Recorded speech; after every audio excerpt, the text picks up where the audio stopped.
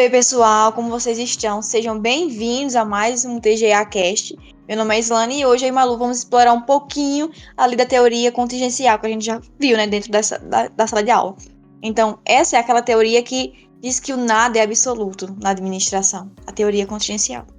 Isso mesmo, pessoal. Se você já viu uma estratégia funcionar em uma empresa, mas falhar em outra, ou se você já se perguntou por que algumas organizações elas vão se adaptar melhor a mudanças, esse episódio vai esclarecer A muita teoria coisa. contingencial ela surgiu na década de 60 e quebrou um grande paradigma de que não existe um único modelo de gestão, como a gente já viu em outras teorias.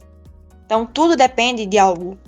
Tudo depende de variáveis externas e externas. Ou seja, tudo depende das contingências. E nem sempre nós saberemos quais são as mudanças que estão Essa por vir. teoria ela foi construída com base em estudo de autores como John Woodward, Tom Burns e James Stalker.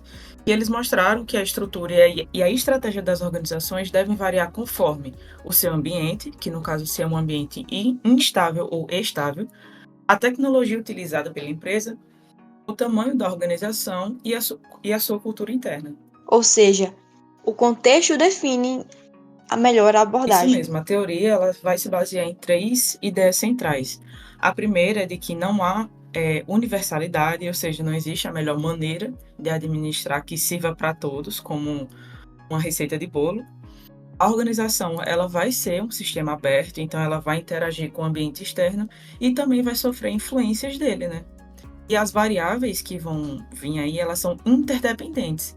Então, assim, fatores como tecnologia, estrutura e pessoas, elas vão estar interligadas diretamente à empresa. Bom, então trazendo aqui um exemplo prático para que vocês entendam melhor um pouco mais dessa teoria, daquilo que já foi falado até aqui, seria uma empresa de tecnologia em um mercado volátil, né? Uma empresa que ela precisa se adaptar, precisa de uma estrutura mais flexível e também uma estrutura mais descentralizada. Enquanto na teoria da científica, por exemplo, que a gente já viu que é uma abordagem assim mais tradicional, tudo ali opera de acordo com uma estrutura hierárquica e estável. Mas nessa teoria a gente vê que, como o Malu já falou, não é uma receita de bolo. Aquilo que funciona na empresa A nem sempre vai funcionar na empresa B, porque os ambientes eles são diferentes. E existe contingências no mercado, existem fatores que influenciam as coisas dentro daquela empresa, dentro daquela organização. Então nem tudo que funciona para um vai funcionar para outro. Isso mesmo, Islane. Então, como isso se aplicaria hoje em dia, né? Hoje em dia a gente tem, por exemplo, a liderança contingencial, então o estilo de liderança, ele vai variar conforme a experiência da equipe e a complexidade das tarefas. Então, assim, vai variar muito de empresa para empresa, né? Imagina como vai ser a liderança de uma empresa de tecnologia e a empresa e de uma indústria. Então, tipo, vai ser bem diferente. As estratégias organizacionais também vão precisar serem ajustadas conforme suas estratégias e conforme também as mudanças de mercado, né? Então, às vezes acontece uma crise econômica inesperada ou algum avanço tecnológico que não foi possível prever antes, então a empresa ela vai ter que se ajustar a essas evoluções. A gestão de pessoas, ela também passou por mudanças, né? Então, hoje em dia, os programas de treinamento e motivação, eles vão considerar o perfil dos colaboradores e também a cultura da empresa, e não só mais a receita e o lucro. Isso mesmo, e a cultura empresarial é algo que é um norte muito grande. A empresa é algo que fica nos funcionários de certa forma, que muitas vezes impacta na mudança da própria empresa. Então eu trago aqui um caso real para vocês, que seria o caso da Netflix e da Blockbuster. A Netflix ela adotou, né, uma cultura organizacional mais flexível, mais adaptativa. Ela permitiu que ela chegasse ao mercado, fez com que a Netflix ela pudesse dominar o mercado de streaming. É tanto que hoje ela é uma das maiores do mercado. Já a Blockbuster, quem é a Blockbuster? Ela faliu. Ela faliu porque ela não se adaptou às contingências do mercado, às mudanças do mercado. Então, ela era uma das maiores locadoras, assim como a Netflix, né, que surgiu também como uma locadora. Então, a Blockbuster, ela era uma das maiores locadoras da época lá, nos anos de 1990 até o início ali dos anos 2000. Ela tinha muitas lojas físicas. O modelo de negócio dela era basicamente o aluguel de DVDs e também de VHS. Só que ela cobrava uma taxa, né, uma taxa de atraso. Isso gerava também muita receita. Ela também tinha muito foco nas lojas físicas, né, em lojas, balcões, enfim, os funcionários físicos dentro da loja. Já a Netflix, ela surgiu, né, ali nos anos de 1997, e ela já trouxe um modelo mais inovador, que no caso seriam os DVDs, eles eram por correios, eles eram enviados por correio e não tinha aquela taxa de atraso, como tinha na Blockbuster. Então, lá para 2007, a gente veio, né, conhecer de fato a Netflix, foi quando ela mudou para streaming. Quando a internet de banda larga ela se popularizou, então o foco já não era mais nas lojas físicas, era também na assinatura digital. Ou seja, a gente pagava ali uma mensalidade para poder assistir de casa. A gente já tinha um catálogo online, a gente não precisava mais ir até as locadoras para comprar ali um DVD para que a gente pudesse assistir. Já era dentro ali da sua casa, você não precisava sair do seu comodismo para fazer algo. As recomendações também eram personalizadas. Então, a Netflix ela veio para se adaptar ao mercado. Ela não esperou que algo acontecesse, ela se adaptou.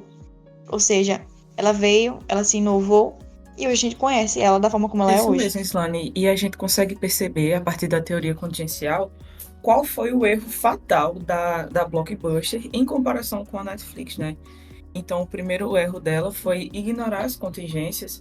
Quando ela viu que o ambiente mudou, ou seja, a tecnologia entrou em ascensão e o comportamento do consumidor também mudou, os clientes eles queriam mais conveniência, eles não queriam estar se deslocando o tempo todo para assistir algo que eles gostavam, não queriam pagar taxas abusivas.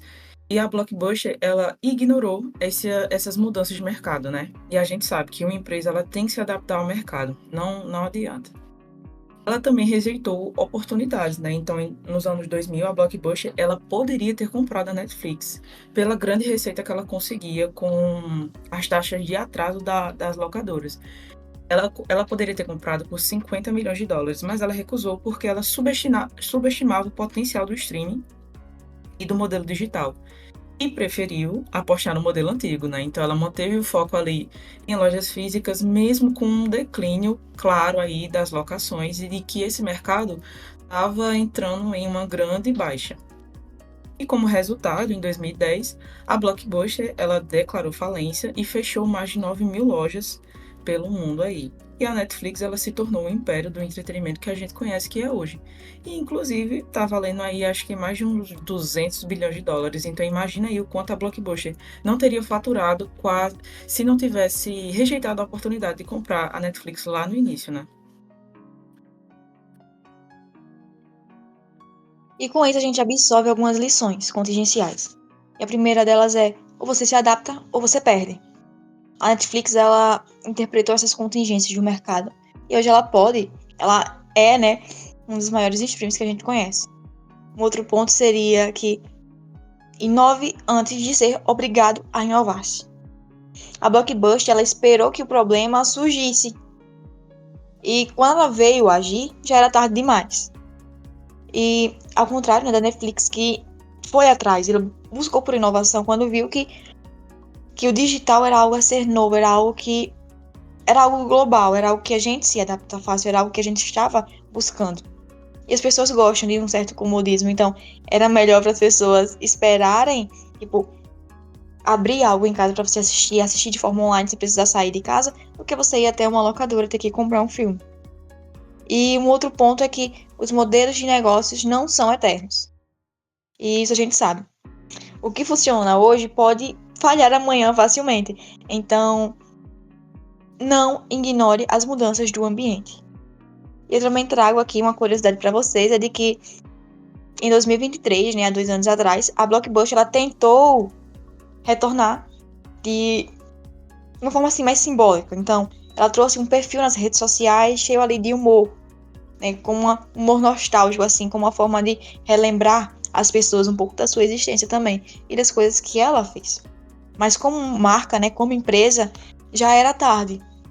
Ou seja, não teve o impacto que a empresa esperava que tivesse. Já a Netflix, todo mundo sabe quem é a Isso Netflix. mesmo. A partir disso, a gente consegue ver algumas vantagens dessa abordagem aí mais contingencial, né? Que seria a maior capacidade de adaptação às mudanças, como no caso da Netflix, personalização de soluções para cada contexto. Então, a partir do problema, a empresa cria uma solução para aquele determinado problema, e assim vai fazendo com várias outras. E também existe uma redução de riscos, né? ao evitar esses modelos mais engessados e do passado que, infelizmente, não se adequam aos tempos atuais. Mas também há os seus desafios, né? Tudo tem seus desafios, então um deles é que a complexidade. A complexidade em analisar as variáveis, em analisar as mudanças variáveis do mercado, para poder se adaptar ali. Um outro desafio é a questão da dificuldade. A dificuldade em você prever os comportamentos do ambiente, que é algo totalmente instável. E os riscos da indecisão. Se não houver diretrizes claras, ou seja, se você não tiver um objetivo claro, a indecisão atrapalha bastante. Então, o que é que a gente pode levar aí para a nossa futura carreira como administrador? O principal de tudo, gente, seja flexível, né? Então, esteja pronto aí para ajustar as estratégias do seu negócio conforme o contexto, conforme o mercado, conforme a necessidade. É muito importante que, como administradores, a gente tenha essa visão sensível e essa perspectiva mais aberta de realmente mudar os ares, né? Mudar aí a maré. Também conhecer o seu ambiente, né? Entender as variáveis que vão impactar seu negócio, que podem impactar o seu negócio e estar aí preparado para quando essas variáveis chegarem ou mudarem.